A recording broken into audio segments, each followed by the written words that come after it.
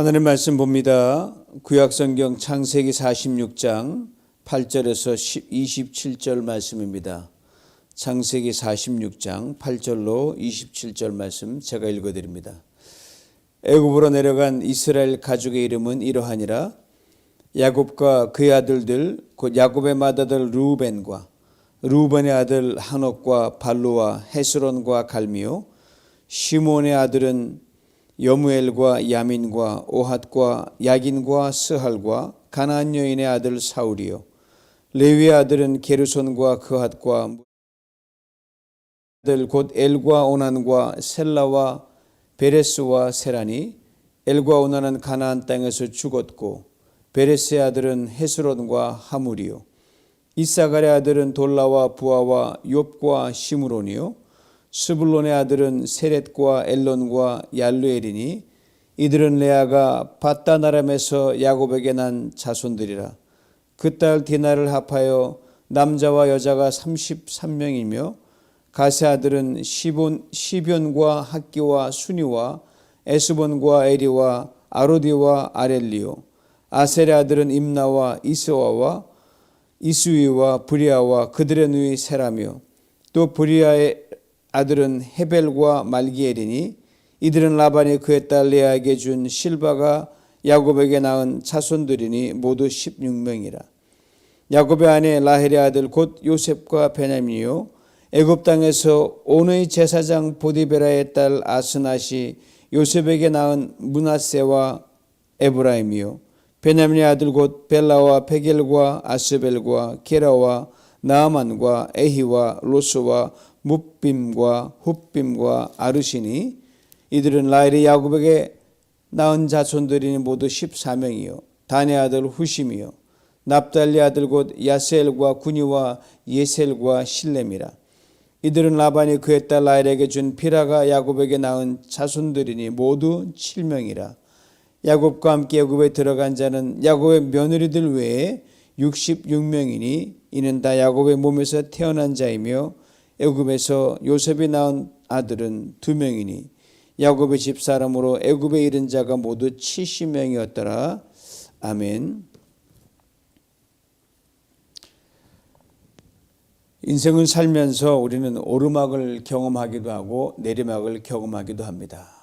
오르막하면은 잘 나가는 때를 말하고 내리막하면 좀 잘 안 되는 때, 절망의 때를 이야기합니다. 우리는 오르고 내리지만 하나님께서 우리가 오르고 내리는 인생의 모든 여정과 과정과 상황 속에서 여전히 함께 하신다는 것.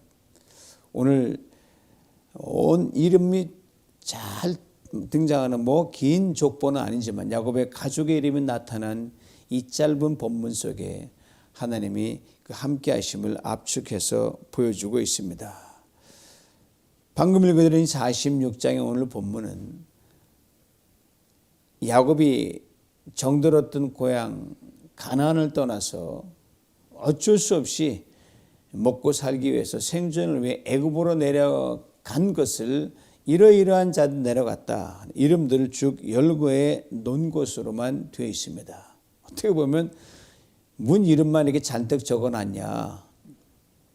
그렇지 않습니다. 바로 이 얼마 안 되는 이름 속에서 하나님 민족을 이루시고 나라를 이루시고 거기에서 놀라운 구원을 이루어 가십니다. 바로 야곱이 여러분 고향을 떠난다는 건 굉장히 힘들잖아요. 거기서 터전을 읽었기 때문에 떠나고 싶지 않은 게 고향이란 말입니다. 그것도 떠나서 가는 곳이 어디냐? 이방 땅 애굽이에요.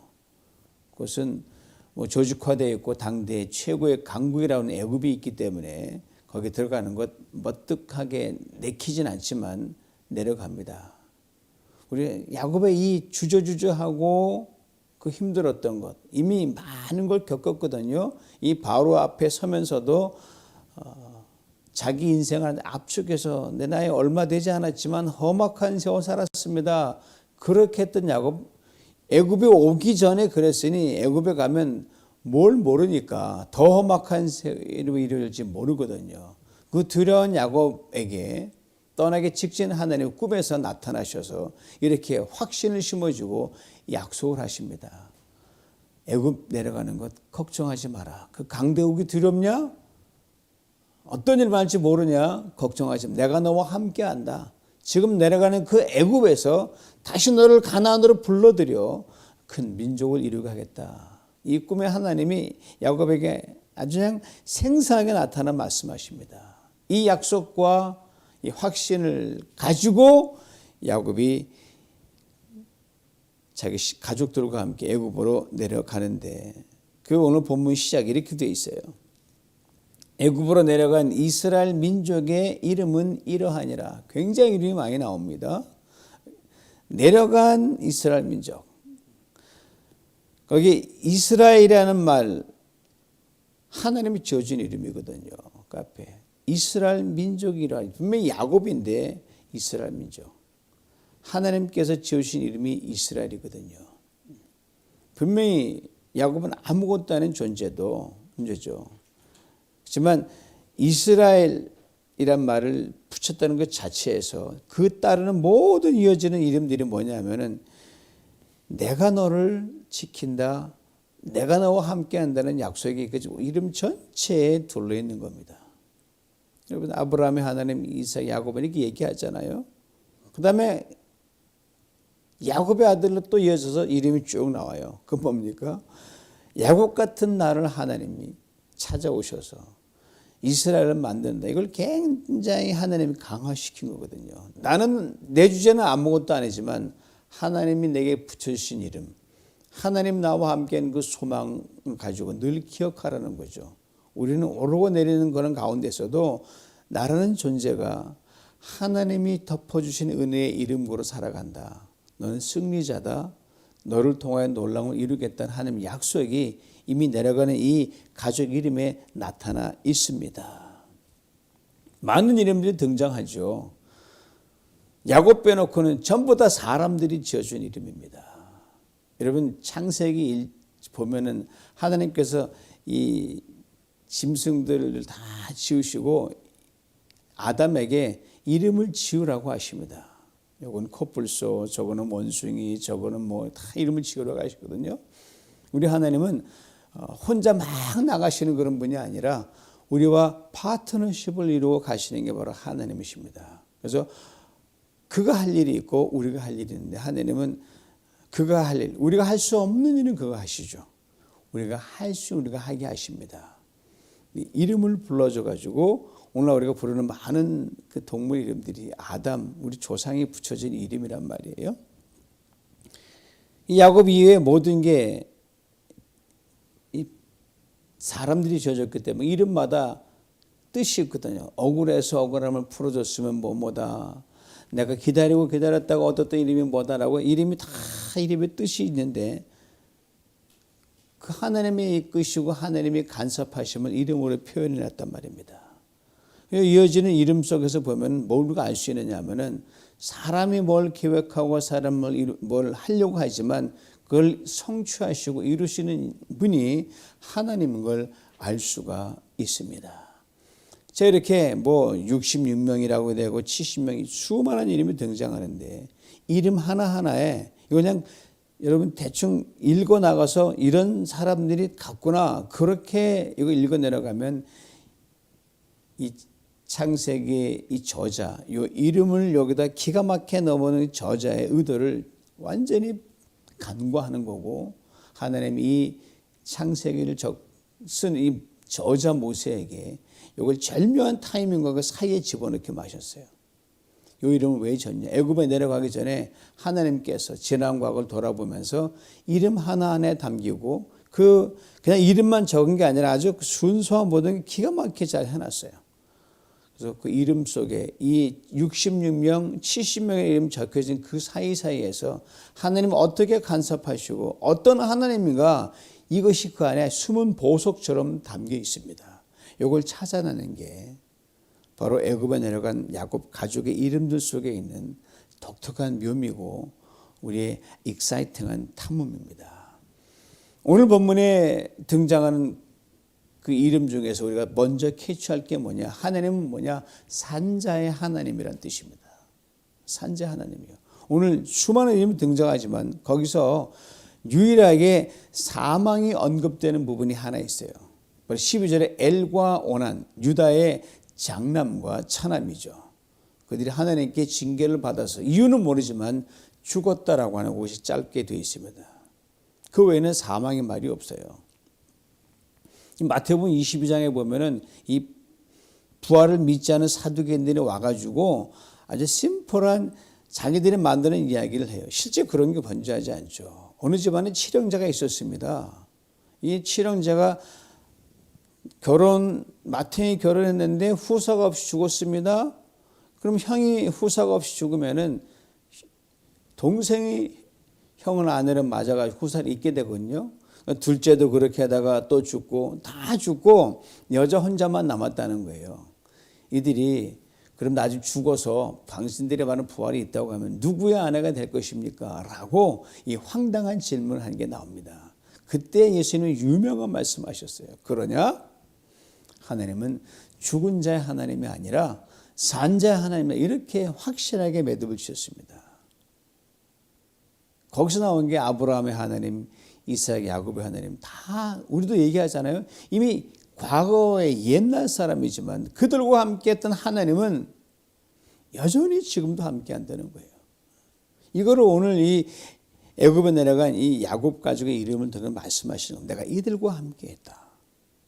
이들과 함께 했다. 이들이 위기에서 건졌다. 이들의 모든 죄악을 덮었다. 바로 살아계신 하나님이라는 걸 오늘 이 족보가 이야기해 줍니다. 그 다음에는요, 공평하신 하나님을 이 야곱 가족의 이름에서 우리에게 하나님이 알려주십니다. 거기 보면 레아와 라헬, 바로 레아와 라헬이 야곱에 취한 그 사랑한 두 아내 아닙니까? 그 두 아내를 통해서 시종이 둘이 있지만 거기서 이 야곱의 12아들, 디나 13명의 자녀를 낳는단 말입니다. 근데 레아에게는 하나님께서 자식을 더 많이 주셨어요. 근래 레아에 딸린 종도 더 많이 가졌고요. 근데 한편에 레아는 남편 야곱의 사랑은 덜 받았습니다. 반대로 라헬은 자식복이 좀 없었어요. 그렇지만 남편의 사랑은 굉장히 많이 받았습니다. 인생을 살다 보면 내가 더 많은 이런 것 같이 보이지만 살았지만 나보다 더 많이 간 사람이 있으면은 이 셈이 나고 막 그렇거든, 비교하거든요. 근데 여러분 인생 살다 보면 내가 남보다 덜 가졌다, 더 가진 이게 아무것도 아니라는 거예요. 내게 없는 것이 남에게 있다고 해서 속상할 게 없습니다. 그들에게 없는 게 내게 있거든요. 이걸 놓치면 안 되는 거예요. 돈이 많이 없으십니까? 그처럼 살아갈 양식을 먹고 끌어나갈 이민자의 어떤 기본적인 하게 하시잖아요. 그러면 그 안에서 행복을 더 누린다면 많은 걸 누리고도 행복이 없는 사람보다 여러분께 또 있다는 거죠. 있다 없다 이 소유적인 존재가 아니죠. 하나님 공평하게 자식을 더 많이 주셔가지고 남편 사랑 덜 받은 걸 하나님께 상쇄시켜 주시고, 자식은 별로 복이 없지만 남편 사랑 많이 받음으로 위로하시고, 하나님이 이렇게 공평하게 하시는 거예요. 여러분 세상에 다 누린 것처럼 보자면 자세히 들여다보면 그 사람 다 못 가졌어요. 내가 가진 그 사람 못 가져가지고 그것 때문에 아파하는 사람들이 여러분 굉장히 많은데 우리 눈에 보이지 않을 뿐이에요. 매스컴이나 뉴스가 보여주는 것들, 거기 눈이 귀가 너무 쏠려서 나만 왜 이런가, 그럴 필요 없습니다.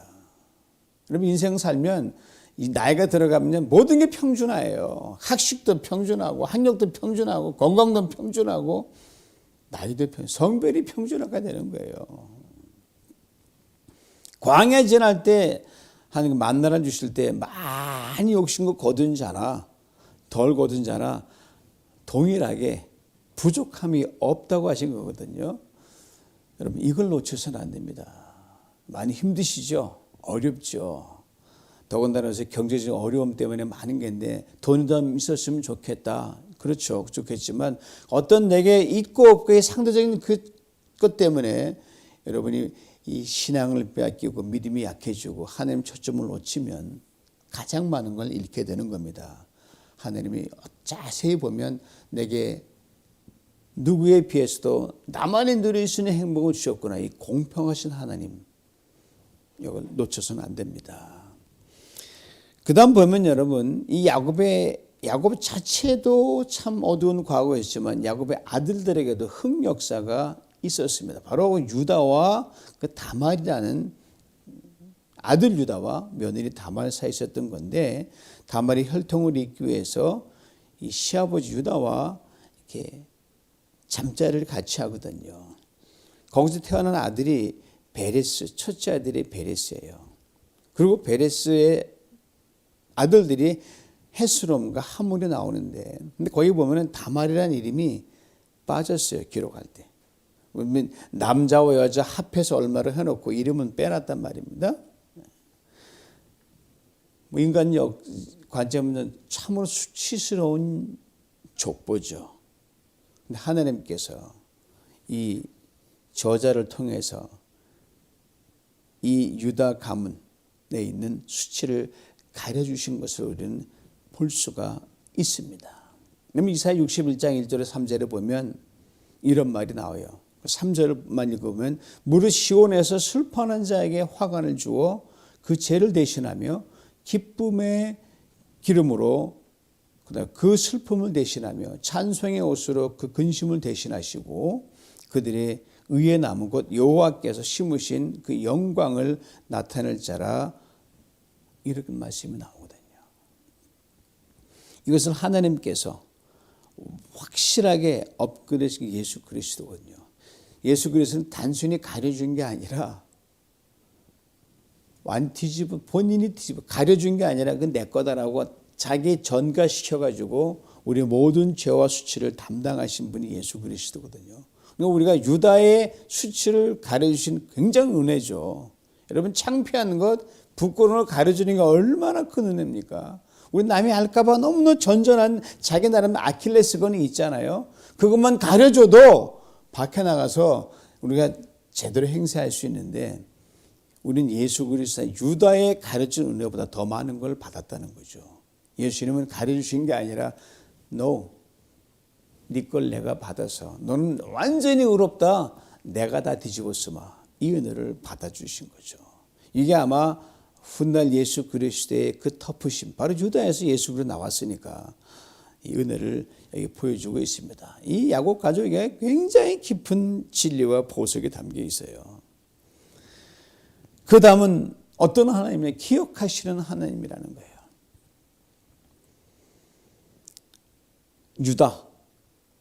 유다 이야기를 보면은 죄는 가려주시고 유다의 선을 높여주시거든요.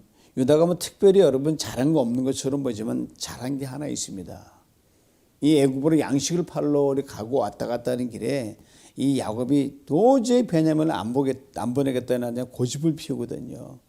그 전에 형제들끼리 많이 갈등하고 그랬었는데, 이 애굽의 양식을 사러 오고 하는 그런 두 번의 여정을 통해서 형제들이 많이 가까워지고 갈등이 없어지고 하나로 만드는 화목하게 된 하나님의 놀라운 역사에 개입이 됩니다. 그때 마지막 야곱의 그 마음을 꺾어오는 곳이 유다입니다. 그럼 유다가 굉장히 효자입니다. 하나님 효자를 사랑하셔요. 그래서 담보물을 만약에 안 되면 내 자식을 죽여도 좋습니다 라고 그때 야곱의 마음을 꺾고 죽으면 죽겠다, 내 아들이 갔다가 못 돌아오면 그래도 내가 감수하겠다라고 마음을 바꾸고 애굽으로 이 베냐민을 보냅니다. 이 하나님께서 이 유다의 이것을 기억하셨어요. 그리고 훗날 엄청난 축복으로 돌려주시고, 물론 마태복음에 이곳에 압축해서 마태복음 1장에 예수님 족보가 쫙 나오잖아요. 그때 뭐냐면 야곱은 유다와 그의 형제라고 해서 아예 다른 형제 싹 빼고 유다만 딱 독특하게 올려놓습니다. 놀랍습니다. 하나님은요, 여러분과 제가 행하는 악과 잘못과 죄는 싹 가려주셔서 덮어주시지만, 아니 오늘 뒤집어 씌우시지만, 우리가 조금 잘한 거 하나 하나님 높여가지고 확대시켜서 너 참 잘했다, 이렇게 인정해 주신 하나님이십니다.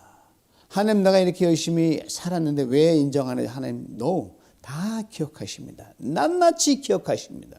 죄는 다 잊어버리셔도 여러분이 잘했던 그 하나는 기억하시고 그 하나로 다 상수하시고 여러분을 유다해 준 축복으로 이어가십니다. 이게 바로 이 야곱의 가족들에 숨어있는 하나님의 모습입니다. 그 다음 하나님께서는 특별히 우리 여러분과 저 한 사람 한 사람을 사랑하십니다. 여러분 그 야곱 이름을 쭉 보면 그냥 이름 나오고 후손 나오는데 라헬의 경우에 19절에 보면 그 쓴 게 좀 달라요. 야곱의 아내 라헬의 아들 요셉과 베냐민이요. 그냥 요셉, 베냐민 이 자녀를 적으면 되는데 거기다가 특별히 설명 수식어를 붙였어요. 야곱의 아내 라헬의 아들 요셉과 베냐민. 그러니까 야곱이 라헬을 얼마나 사랑했는지가 이 안에 딱 담겨져 있습니다. 이 대목 읽으면서 문득 이런 생각이 들어요. 하나님께서 더 사랑하시는 사람이 있을까? 그럴까요? 여러분 하나님이 더 사랑하는 사람이 있습니다. 있다마다요. 아예 말라기에서 보면 여러분 이런 말이 나와요. 내가 야곱은 사랑했고 에서는 미워했다고 아예 노골적으로 그냥 흑백을 나누는 그런 장면도 있어요. 자, 이걸 어떻게 설명합니까? 여기 신학적인 의미를 저는 부여하고 싶지는 않고요. 하나님 앞에 나라는 이 한 사람이 신앙인으로 살아가면서 이 하나님의 말씀을 제 삶에 적용하면서 저는 살아갑니다. 뭐 주관적인 착각이라도 없고 그게 얼마나 중요한지 몰라요. 그렇게 저는 살아갑니다.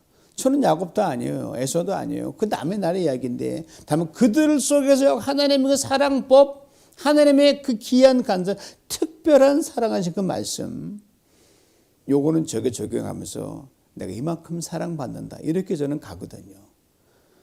어거스틴이 바로 요 하나님의 사랑법을 자기에게 적용해가지고 살았다. 아주 기가 막힌 사람입니다. 죄의 깊은 수렁에서 하나님 건져주셨거든요. 어거스틴을. 하나님께 들어와 용서받은 죄인으로 정말 훌륭한 인생을 살아갔던 사람이 어거스틴인데 그가 한 유명한 고백이 있어요. 하나님이 어떻게 나를 사랑하냐? 나를 우주에 하나밖에 없는 그런 존재로 나를 사랑하신다.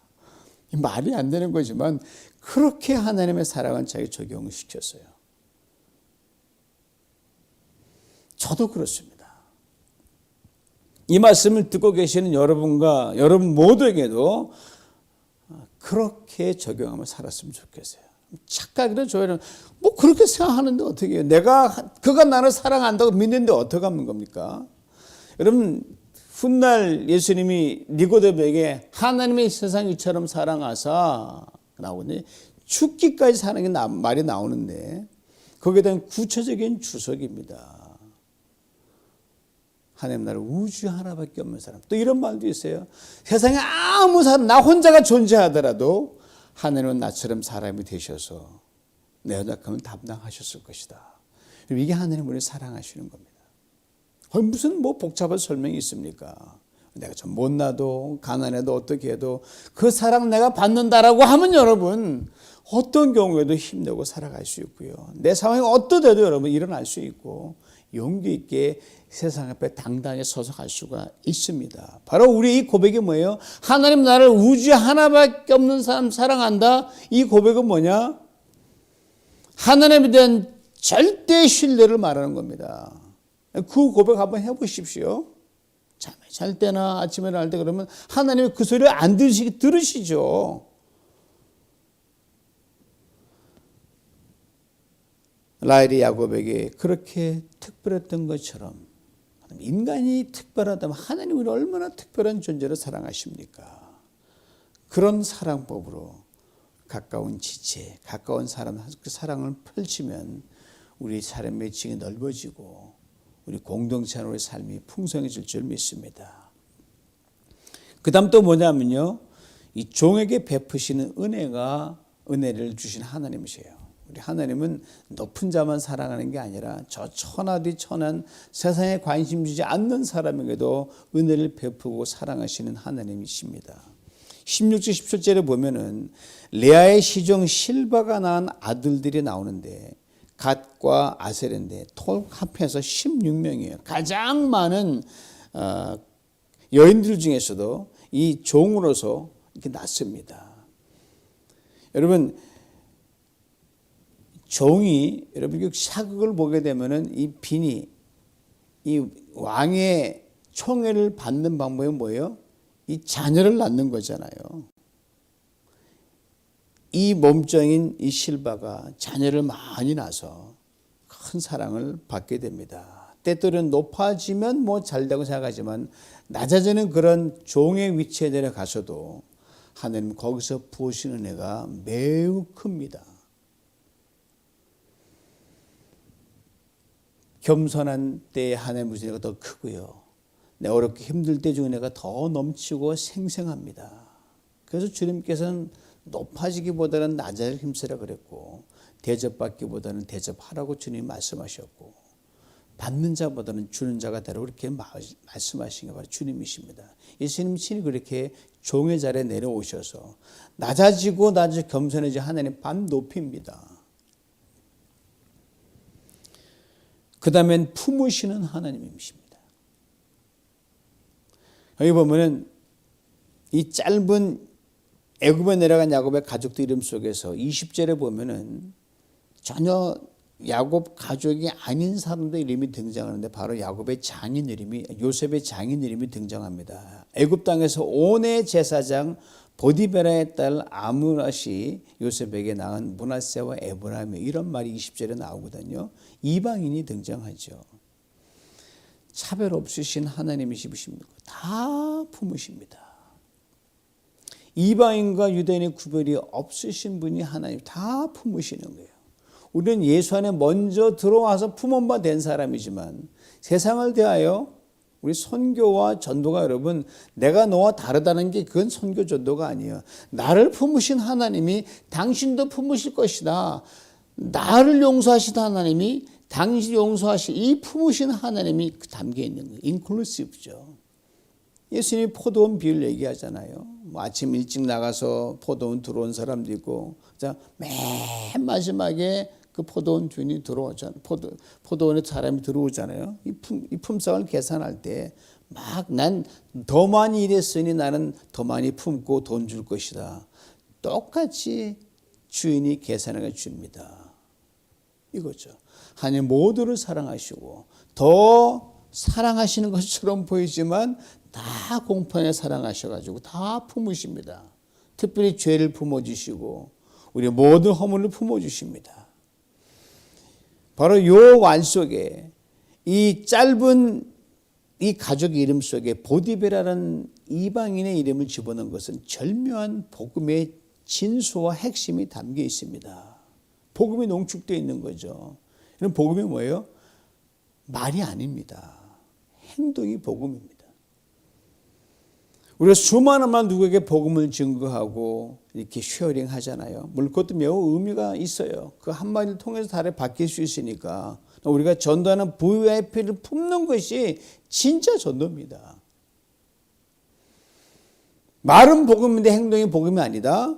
그건 반쪽 복음이고 그걸로 사람을 감동시키지 못하죠. 요즘은 특별히 그래요. 옛날에 북치고 장군에 마켓 나가서 예수 믿으세요 하면은 다 어렵고 어려운 가운데 우리가 살피고 그들 했기 때문에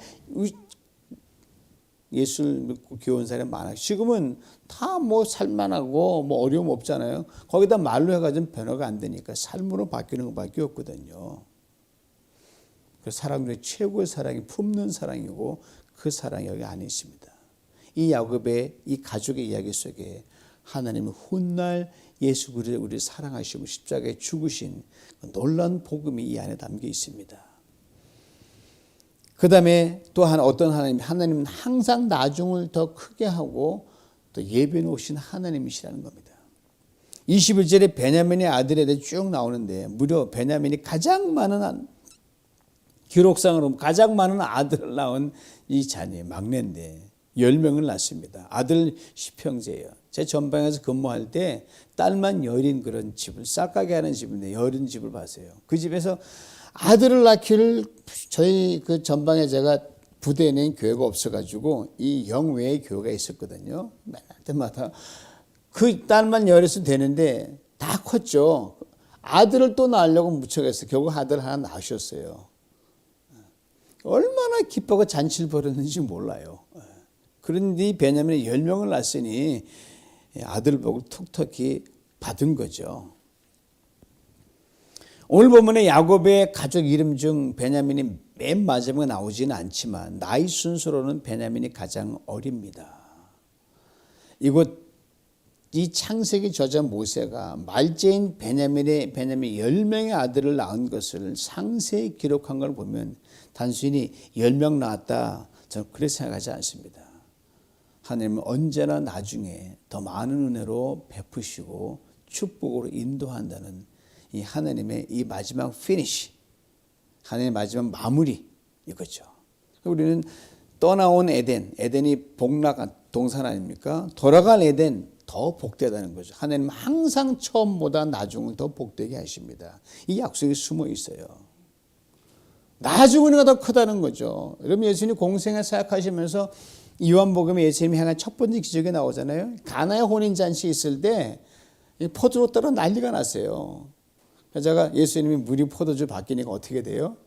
연회장이 쭉 갖다 주니까 사람들이 야 이런 건 처음 봤다는 거죠. 대부분 좋은 포도주 내놓고 나중에 좀 부실부실한 걸 내놓는데 이 집은 어떻게 된 집인지 갈수록 더 좋은 포도주가 나오는구나 이걸 얘기한 거예요. 이게 바로 하나님의 역사예요. 여러분 지금까지 살아온 인생 뭐 재미없었다 앞으로 기대하십시오. 더 재미있는 것으로 반드시 이끌어 주실 것이고 경제롭다 할지라도 어제보다 오늘 내일을 더 좋은 더 나은 곳으로 인도하신 하나님, 이 하나님을 바로 오늘 야곱 가족의 이야기에서 발견하라는 겁니다. 아시겠습니까? 이제 오늘 본 마지막으로 가봅니다. 27절에 보니까 애굽에서 요셉이 낳은 아들은 2명이니 야곱의 집사람으로 애굽에 이른 자는 모두 70명이다. 그런데 여러분 보면 이 사도행전 보면 이 스데반이 75명이라고 그래요. 제가 자세히 이거 이름 숫자 세보니까 여자 이름 다 넣으니까 어느 중구난방 66명이 될 수도 있고 77명까지 나오더라고요. 이름들 70 들쭉날쭉이에요. 그런데 이 창세기 저자는 70명으로 딱 마무리 시켰어요. 70명이 넘습니다. 완전수로 정리해 버렸어요. 하나님의 일하심이 이렇게 완전하다는 거죠. 부족한 우리 인생이지만 하나님 손에 들려 있을 때 완전하게 하나님 부족함을 메꿔서 완성시켜 주십니다. 이 완전하심을 우리가 보지 못하면 오늘 내가 부족한 건 보고 원망할 수 있지만 그렇지 않습니다. 여전히 나의 이 상황에 일하셔서 하나님이 나의 모든 걸 선하게 바꾸셔서 합력하여 당신의 완전한 뜻 이루는 인생이 되게 할 것이다. 이게 오늘 본문 속에 들어 있습니다. 다윗이 그것을 깊이 깨달았어요. 시편 139편에 다윗이 고백합니다. 하나님의 주의 생각이 내게 어찌 그리 보배로운지요. 그 수가 어찌 그리 많은지요. 내가 세려고 할지라도 그 수가 모래보다 많더스. 이 말이 무슨 소리예요? 내 생각 이렇게 지금 하나님이 나와 생각 너무너무 많기 때문에 내가 볼 때는 안 된 것처럼 보이지만 하나님의 생각에 덮으셔서 잘 갈 줄 믿습니다. 그리고 마지막에 기가 막힌 고백을 해요. 내가 깰 때에도 여전히 주와 함께 있나이다. 얼마나 놀랐어. 어제는 내가 망한 것처럼 보였는데 오늘 깨보니까 하나님 여전히 함께 하셔서 네 인생 내가 책임진다. 이 고백을 하고 있는 거예요. 우리는 비록 약하나 하나님은 우리는 주님 때문에 강하고요. 나는 비록 걱정, 염려 많지 주님이 그걸 다 덮으셔서 완전하게 합력하여 기가 막힌 선을 이루십니다. 빌립보서 1장 6절에 너희 안에 착한 일 시작하신 이가 예수 그리스도 날까지 이룬다는 그런 말씀이 있거든요. 여러분 잊지 마시기 바랍니다. 이 하나님은 어떤 하나님이에요? 산재 하나님이십니다. 공평하신 하나님이십니다. 수치를 가려주는 하나님이십니다. 기억하시는 하나님이십니다. 우리를 특별히 사랑하시는 하나님이십니다. 한없는 은혜를 베푸신 하나님입니다. 품으신 하나님이시고 늘 나중을 더 좋게 만드신 하나님이시고 완벽하게 이루시는 하나님이십니다. 이 하나님께서 이 콩가루 같은 야곱의 집안을 애굽으로 내보내셔가지고 비록 400년이란 참으로 알 수 없는 고통은 지나지만 놀라운 민족을 이루어 나가셔서 당신의 경륜을 이루십니다. 이 하나님께서 오늘도 여러분의 모든 상황 속에서 여러분의 이름을 부르시고 여러분 자손의 이름을 부르시고 이 하나님이 되신다고 약속하십니다. 그럼 두려워 마십시오. 경제롭다고 주저앉지 마십시오. 경건이 약하다고 너무너무 한탄하지 마십시오. 그 모든 것조차도 하나님이 완벽하게 이루어 주셔서 당신의 경륜을 이루시는 은혜가 여러분과 저 우리 모두에게 있기를 주님의 이름으로 축원합니다. 하나님 아버지 감사합니다. 참으로 건조해 보이는 이름만 나이란 것처럼 보이지만 그 이름 속 하나하나 그 과정 속에서 하나님이 간섭하셔서 하나님이 못난 인생 잘나게 콩가루 같은 집안 타고난 집안 이끌어 가신 하나님의 귀한 경륜을 보면서 오늘 예수 그리스도 우리의 모습을 봅니다. 전능하신 아버지 하나님, 비록 내려가는 인생이라도 그 안에서 하나님 함께 계심을 감사하고 올라가는 인생이라도 하나님 교만치 않게 만들어 주셔서 주의 오를 통하여 주의 놀라운 경륜을 이루어 민족도 이루는 그런 아름다운 가문과 우리 인생 되게 만들어 주시사 내가 세상에서 가장 사랑받는 존재임을 알고 그래 당당하게 믿음으로 나갈 수 있는 우리 모두가 되게 하여 주시옵소서. 예수님의 이름으로 기도하옵나이다. 아멘.